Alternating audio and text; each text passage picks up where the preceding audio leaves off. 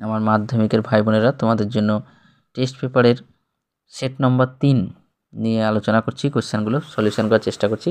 ভালো লাগলে অবশ্যই তোমরা লাইক করবে। বেশ, দেখো কথা না বাড়িয়ে চলো 1 নম্বর কোশ্চেন। ক্রমশ ও কথাটাও ছড়িয়ে পড়ে।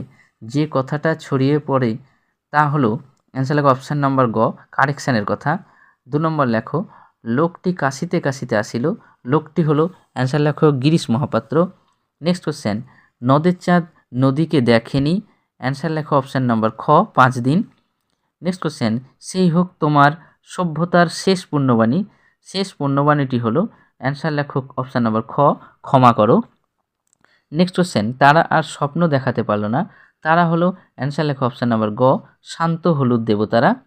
নেক্সট কোশ্চেন, সমুদ্র নিপতি সুতা হলেন। অ্যান্সার লেখো অপশান নম্বর খ, পদ্মা। নেক্সট কোশ্চেন, লেখকেরা অনবরত তা দিয়ে লিখে চলেছেন। লেখকেরা যা দিয়ে লিখে চলেছেন তা হলো, অ্যান্সার লেখো অপশান নম্বর ঘ, কিবোর্ড। নেক্সট কোশ্চেন, তারও ছিল ফাউন্টেন পেনের নেশা। তারাও বলতে বোঝানো হয়েছে। অ্যান্সার লেখো অপশান নম্বর খ, শরৎচন্দ্রকে অর্থাৎ শরৎচন্দ্র চট্টোপাধ্যায়কে। নেক্সট কোশ্চেন, কলকাতা বিশ্ববিদ্যালয়ের পরিভাষা সমিতি গঠিত হয়। অ্যান্সার লেখো অপশান নম্বর ঘ, 1936 সালে। নেক্সট কোশ্চেন, কথাটা শুনে তপনের চোখ মার্বেল হয়ে গেল। চিহ্নিত পদটি হলো, অ্যান্সার লেখো অপশান নম্বর গ, সম্বন্ধপদ। কারণ এটি দেখো বিশেষ্য পদ অর্থাৎ তপন একটি নামপদ, তার সঙ্গে দেখো র বা এর বিভক্তি আছে, তাই এটি সম্বন্ধপদ। এটাকে কর্তৃকারক খবরদার করবে না।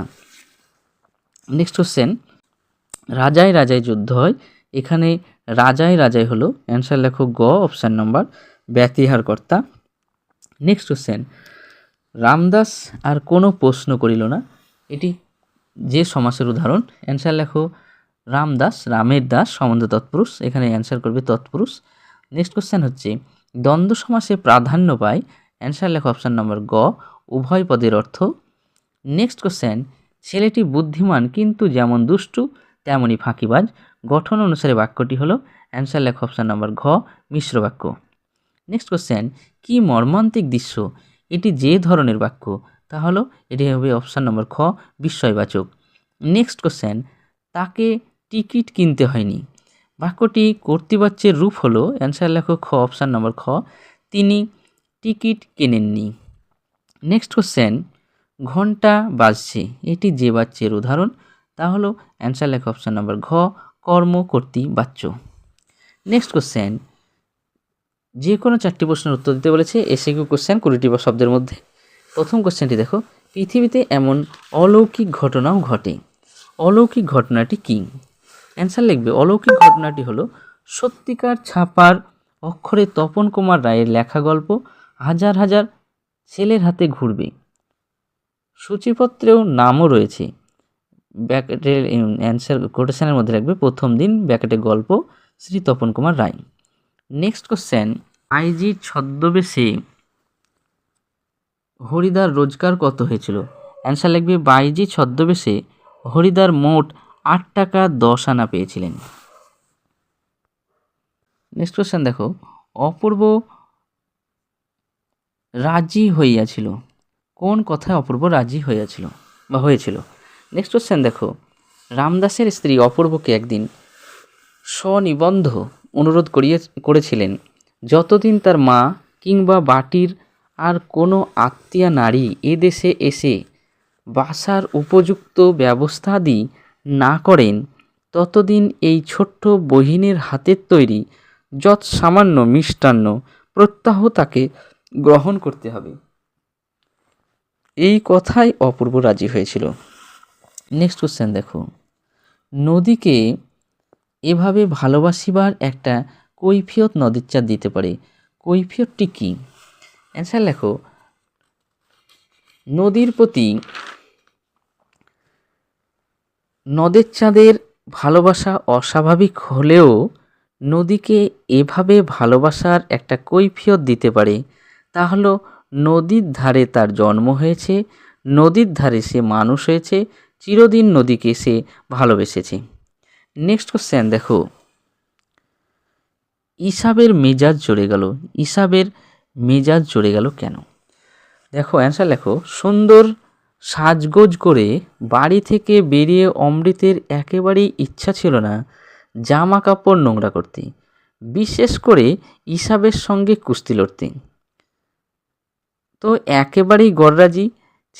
ছেলে ছোকরারা যখন দঙ্গল থেকে তাকে বের করে নিয়ে আসে কুস্তি লড়ার জন্য, এমনকি কালিয়া যখন কুস্তি লড়ার জন্য অমৃতকে ছুঁড়ে ফেলে দেয়, তখন ইসাবের মেজাজ চড়ে যায়।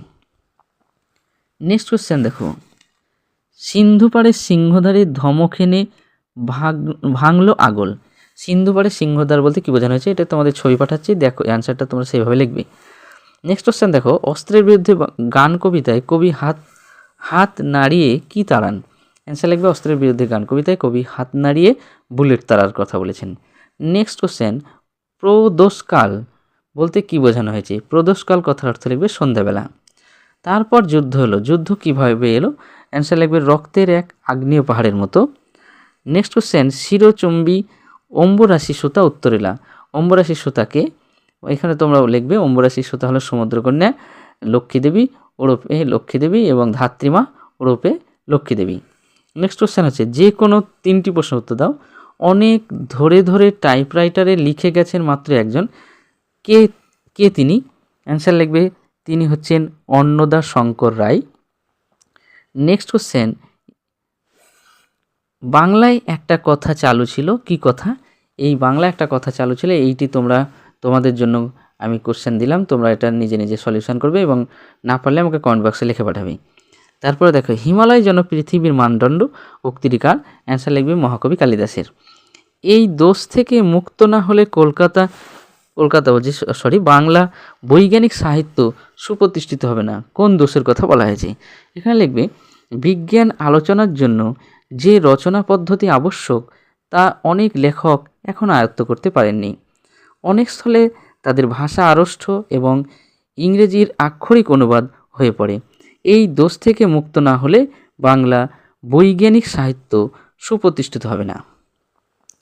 নেক্সট কোশ্চেন দেখো, সমধাতুজ কর্ম বলতে কি বোঝায়। তোমরা এখানে সমধাতুজ কর্ম আমি ছবি পাঠাচ্ছি, লিখবে সম্বন্ধপদ কারক নয় কেন। অ্যান্সার লিখবে সম্বন্ধপদ যেহেতু ক্রিয়াপদের সঙ্গে সম্পর্কহীন এবং তাই সম্বন্ধপদ কারক নয়। নেক্সট কোশ্চেন দেখো, সন্ধি ও সমাসের মধ্যে পার্থক্য লেখো। অ্যান্সার লিখবে দুটি ধ্বনি বা বর্ণের মিলনকে সন্ধি বলা হয়। নেক্সট কোশ্চেন নেক্সট বলছি পরের, সমাস লিখবে এক বা একাধিক পদকে এক পদে পরিণত করাকে বলা হয় সমাস। সন্ধি কথার অর্থ মিলন, সমাস কথার অর্থ হচ্ছে সংক্ষেপ। নেক্সট কোশ্চেন দেখো,